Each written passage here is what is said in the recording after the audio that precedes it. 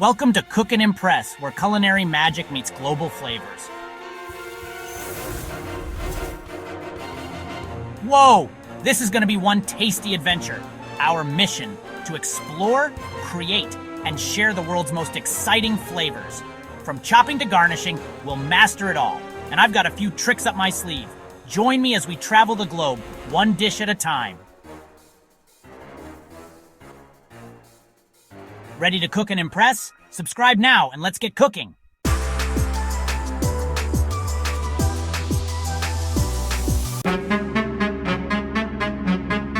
The kitchen is warm and cozy. The smell of tomatoes and garlic fills the air.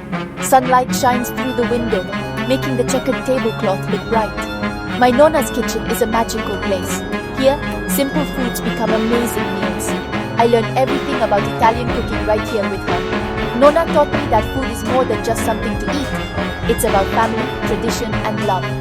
Every pasta dish she makes tells a story. These recipes have been passed down through our family for many years. They show how food connects us to our past. Today, I want to share 8 of Nonna's favorite pasta recipes with you. Each dish is a celebration of Italian flavors. They are easy to make, but they taste amazing. As you cook, imagine you're in Nonna's kitchen.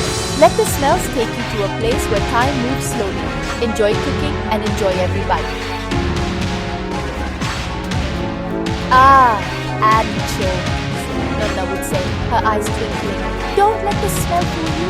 These little fish are the soul of the sea, bringing a deep flavor you wouldn't believe. She showed me how anchovies, when cooked the right way, melt into the sauce.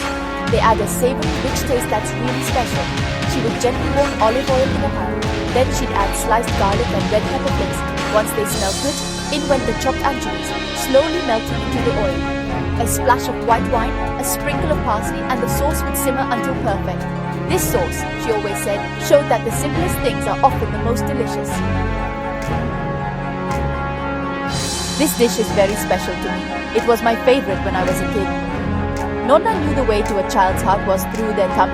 This simple pasta with buttery goodness and salty cheese was always a hit. Mangia, mangia, she would say, giving me a big plate of spaghetti covered in melted butter and grated Parmigiano Reggiano cheese. The pasta, slippery with butter and covered in cheese, was pure comfort. It was a reminder of Nonna's love, warm and comforting like the dish itself. A good sugo, Nonna would say, is like a symphony. Every ingredient has its own job. Her sugo was famous. It simmered on the stove for hours, making the whole house smell amazing. She started with ripe tomatoes squished by hand. Then came the onions and garlic, cooked until golden. A little sugar to balance the sourness, a pinch of salt, and a piece of fresh basil made it perfect. This sauce, simmered for hours until thick and rich, was the heart of many family meals. This dish, Nonna used to say, is for people who love the sea. The salty anchovies with garlic, olive oil, and a little chili pepper made a sauce that was both strong and fancy. It reminded us of the seaside towns in Italy, where the air smells like salt and sea. Nonna would cook chopped garlic and chili flakes in olive oil until they smelled great. Then she'd add the anchovies, stirring until they melted into the oil. A splash of pasta water made it smooth and creamy. The result was a simple but luxurious sauce, perfect for special days or late night dinner. Macaroni alla corina, a tribute to simplicity. This dish, named after one of Nonna's good friends, was all about simple goodness. Fresh tomatoes, fragrant basil, creamy mozzarella, and a drizzle of olive oil were all it took to make a light and tasty dish. Nonna would often say, sometimes the best things in life are the simplest. This dish showed that. It reminded us that you don't need fancy ingredients or complicated recipes to make something truly delicious.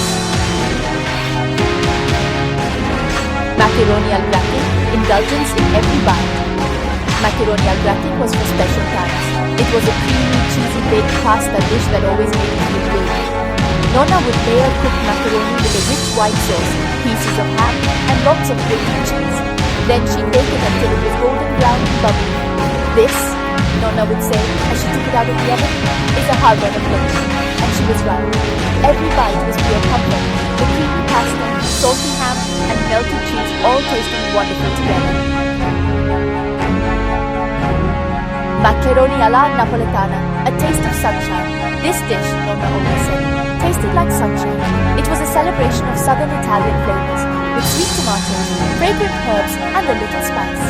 She would slowly cook crushed tomatoes with onions, garlic, a pinch of sugar, and some dried oregano.